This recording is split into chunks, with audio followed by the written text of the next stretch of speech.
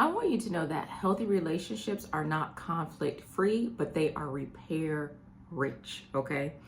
I want you to reframe that conflict is not failure, but the lack of repair in a relationship is. If you're new here, welcome to Heal the New Sexy, where we discuss all things healing, self-love, and relationships. My name is Samantha. I'm a licensed therapist and coach. And today I want to talk about how to repair in relationships. And I love this. I'm going to tell you why. But let me tell you this. All this month, every Saturday, I'm doing group coaching. Why haven't you signed up yet? The link is down below in the description or the bio. Come and join the girlies and me. We are about to have a time every Saturday, 10 a.m. Eastern. Okay, so group coaching all month long for the month of love, but we are doing our healing work. Okay, and I'll be excited and honored to see you there. Listen. Many of us may have grown up not witnessing our parents repair or the adults in our lives repair, right? You see, I saw on TikTok, like there was an argument between husband and wife, and then the wife comes back and she's like, "Are you hungry?" And he was like, "Yeah, well, come eat," right?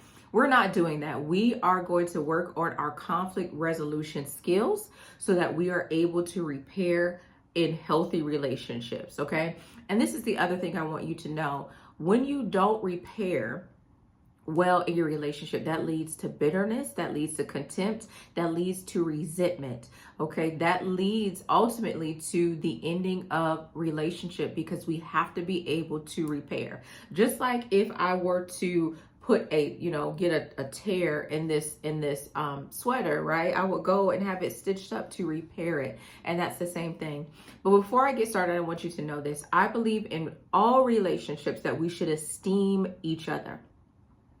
I believe that we should engage in, if there's a conflict, we address the issue. We don't attack the person, okay? So you and your partner have to have rules as relates to what we call fair fighting, where there's no name calling. We take breaks if we need to. We focus on one topic, okay? It's not I bring something up and then you bring something up. We're not doing that, okay? I want you to treat this person as you would treat yourself. If you're not going to call yourself stupid or you're dumb or I can't believe you did, if you're not going to talk down or be aggressive in your communication with yourself, don't do that to him. Okay. All right. And you make sure he don't do that to you. Okay. Who you talking to? All right. Okay. No. So let me move in. So what repair actually means? Repair is the process of restoring emotional safety after disconnection. Okay. It's not apologizing just to keep the peace. It's not pretending nothing happened. It's not over functioning to fix someone else's emotions. Repair equals responsibility plus regulation plus reconnection. What some people do, right, as it relates to repair, that's why now what some people do as it relates to repair is you have an injury within the relationship, y'all make up and then y'all have hot sex and then y'all feel like it's repaired. No, that ain't it. Okay, that ain't repair. All right. We're not being in these cycles. Repair means that it has been addressed, and either you guys change your attitude about the situation or your beliefs or mindsets about the situation, or the behavior changes, okay? And so let me give you an example, because you're like, Smithy, what do you mean change the belief? So this may happen, let's say early in dating, your partner, your husband, your boyfriend, early in dating, your boyfriend is not very communicative. He may be an introvert, okay? And you're like, I want you to share your feelings with me. You don't tell me how you feel. And he's like, I'm really introverted. If I have something to say, I will say it. You, as maybe an extrovert, will have to change your belief about that. He may then adjust his behavior and communicate more as relates to how he feels. And then that's how the two of you compromise. It just may be him and his personality. He's not guarded. He's just a man of few words. And there are some men like that. They're doting, they're loving, they're caring, they're kind, but there's a man of few words. And there's some men, right, who didn't grow up being very emotional. They may view that as a weakness. And so you asking him to be more communicative about it, it may take some practice for him to get there, to be able to show and share his heart with you. Okay, that's not a bad man. It's just he's learning a new skill, right? And there's nothing wrong with that. So let's talk about why so many women struggle with repair in dating. Okay, many women were taught to be nice but not honest. Sugar and spice and everything nice. I tell men all the time, I got more spice than sugar, honey. We sassy over here. Okay. Many of us are taught to be nice. So you're taught to swallow your emotions or your feelings. You're taught to not share how you feel, especially as it relates in romantic relationship. You want to watch my video that I did yesterday on codependency, because many of us show up this way. We shrink because we don't want to be doing too much. Okay. And some of us have been punished as it relates to our standards. That whole outrage for the beautiful young lady who didn't want the coffee date, it has to do with that. How dare you? And so many of us show up that way, okay? We don't want to be punished for our standards. So we get along, we go along to get along, right? We avoid conflict to stay chosen. We avoid conflict because when we present something, he may then turn it around and punish you in some type of way, whether that's giving you the silent treatment, whether that's projecting, whether that's manipulation, whether that's stonewalling you, okay? We were taught to over-explain to be understood. So you feel like you have to keep explaining yourself. Men don't over-explain. They say what they say. They say what they say, and they mean what they say, okay? But you feel like you have to explain. You feel like you have to be understood. And when you're not understood, that can be very triggering and upsetting to you. Because maybe in your childhood or somewhere in your story, you weren't understood. People weren't intentional with understanding you.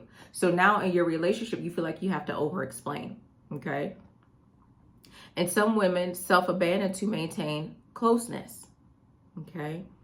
I'm going to do a video about not waiting on that man to change, because I feel like many women are waiting on a man to change, but they're really engaging in self-abandonment, okay?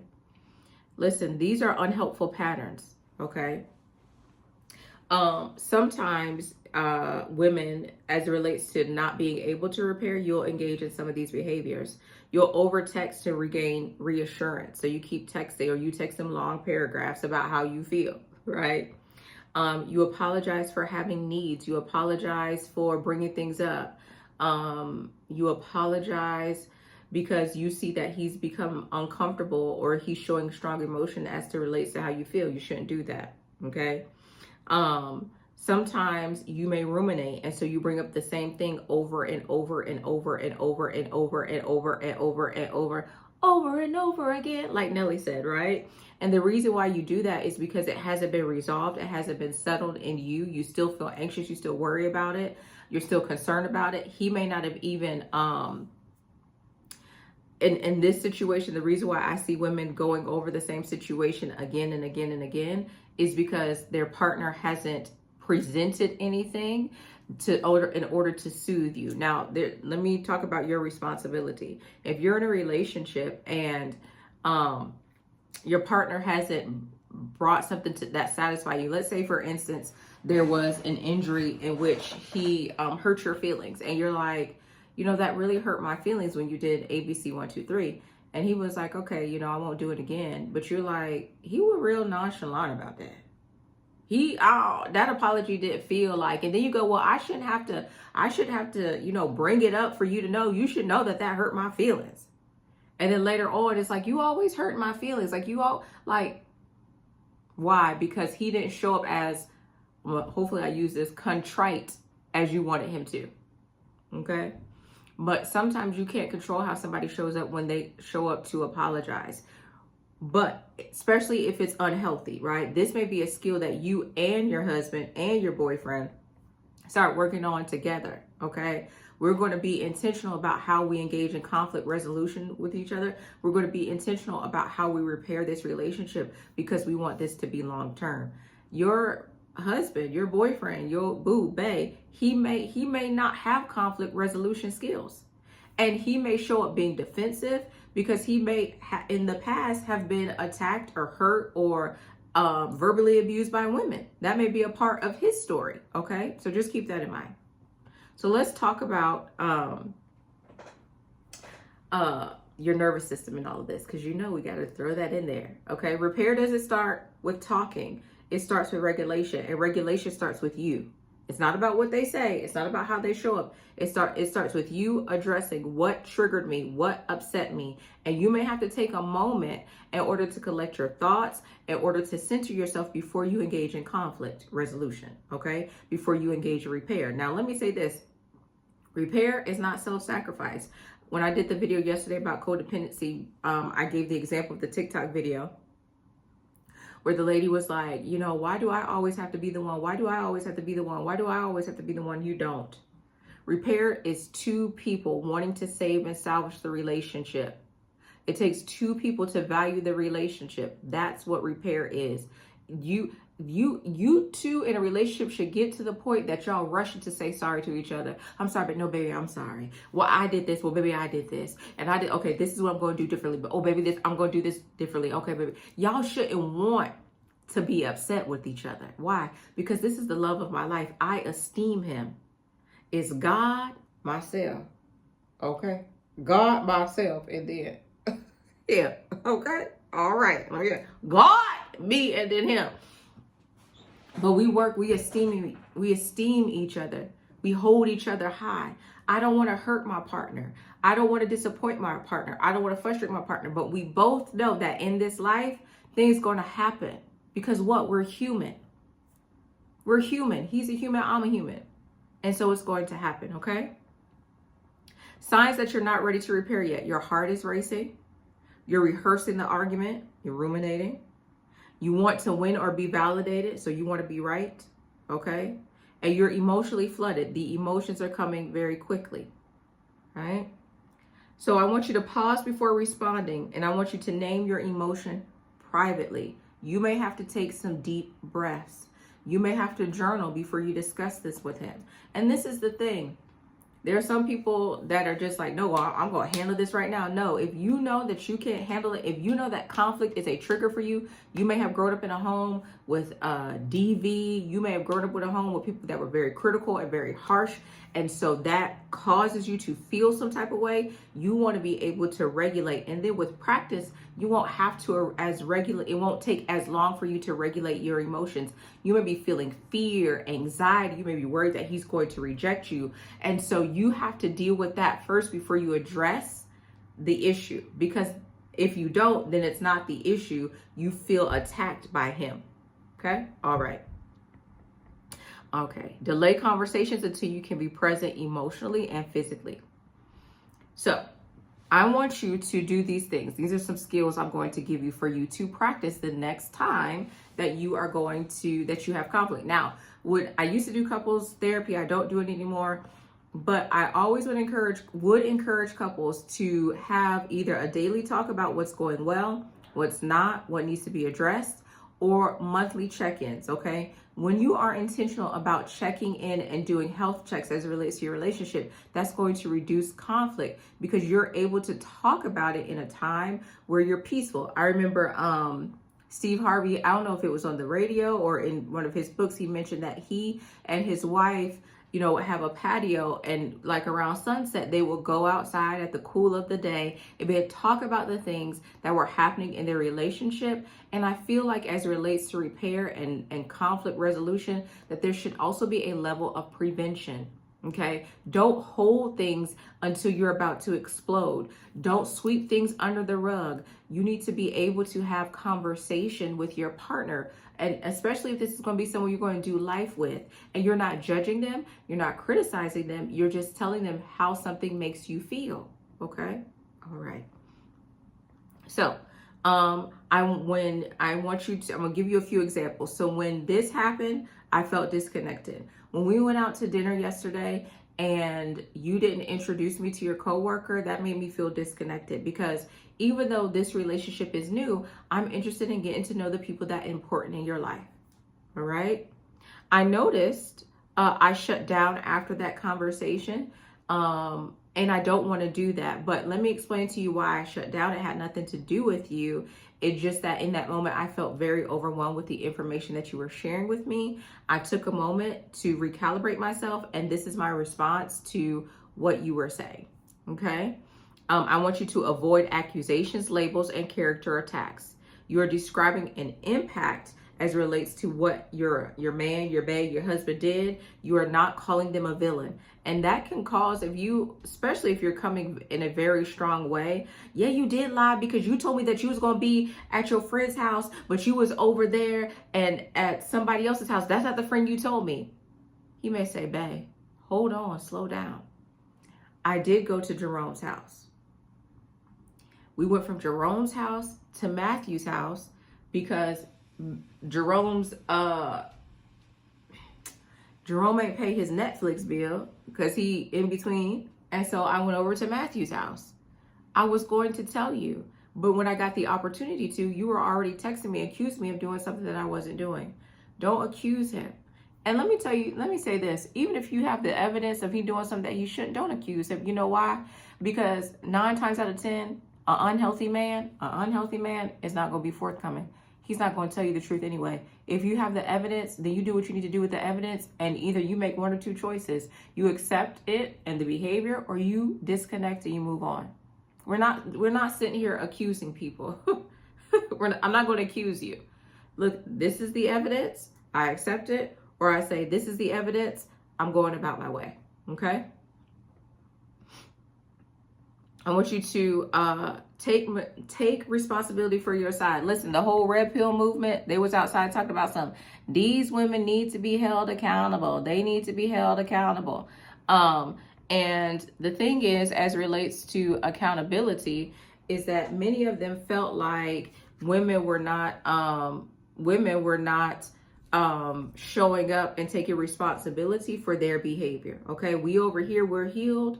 We are mature. We take responsibility for our behavior. So we own tone, how we communicate, how we say what we need to say, right? We own timing. Someone I used to date all the time used to say timing and tone, timing and tone. He taught me that, timing and tone.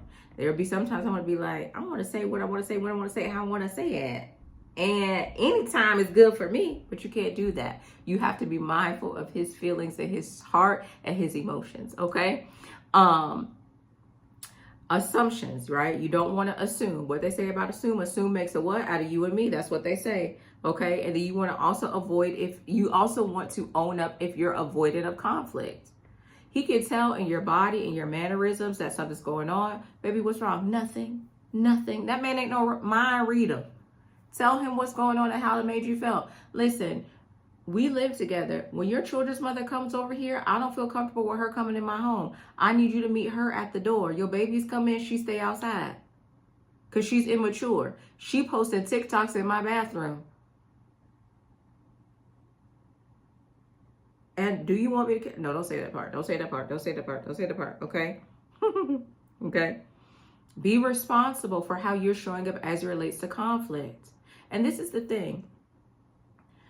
As it relates to timing, you need to pay attention to your partner, or you can ask him, when I'm having a difficult time with something, when would you like for me to bring it up to you? When would you like for me to discuss the things that bother me? Okay.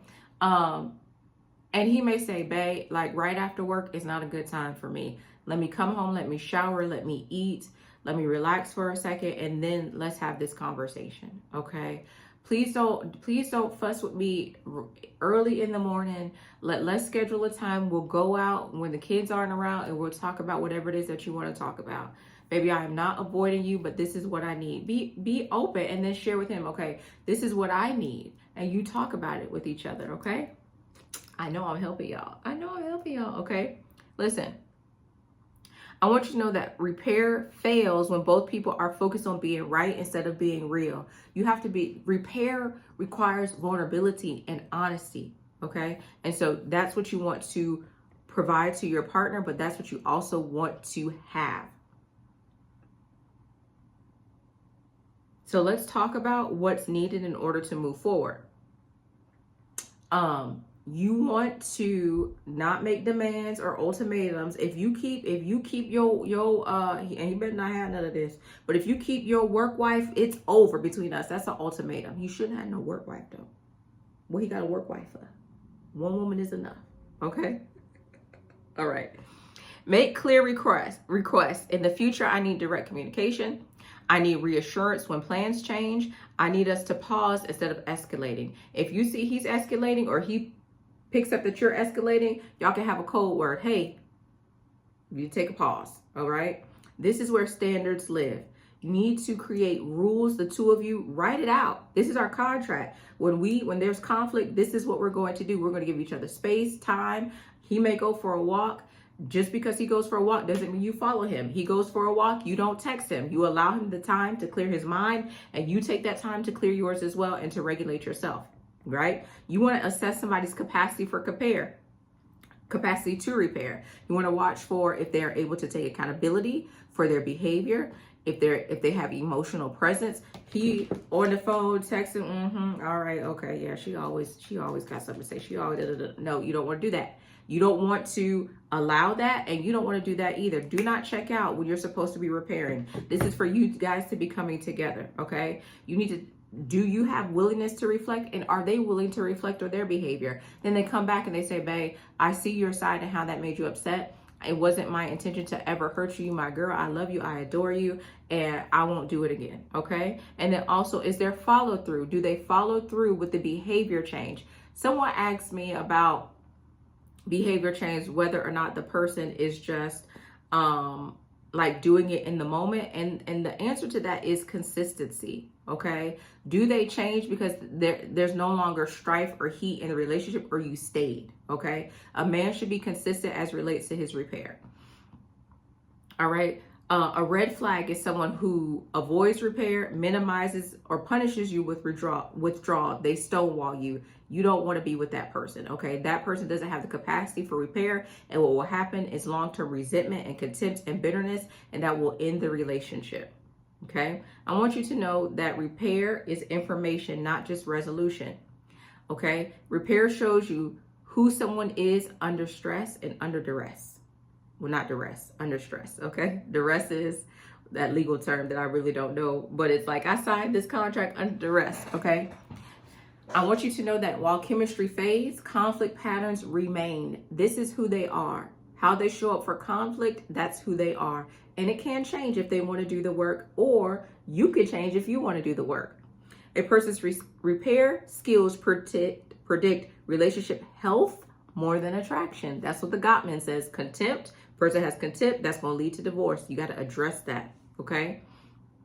I want you to know that you're just not fixing the relationship, you're gathering data. And a person who doesn't know how to repair, a man who doesn't know how to repair, that is going to be an issue in the long term. I'm not saying he's a bad man. I'm not saying leave him. I'm saying that you have to be able to accept how he's going to show up. And if you want to, you're going to have very honest conversations with him why this is an area of growth and needed for the two of you, okay?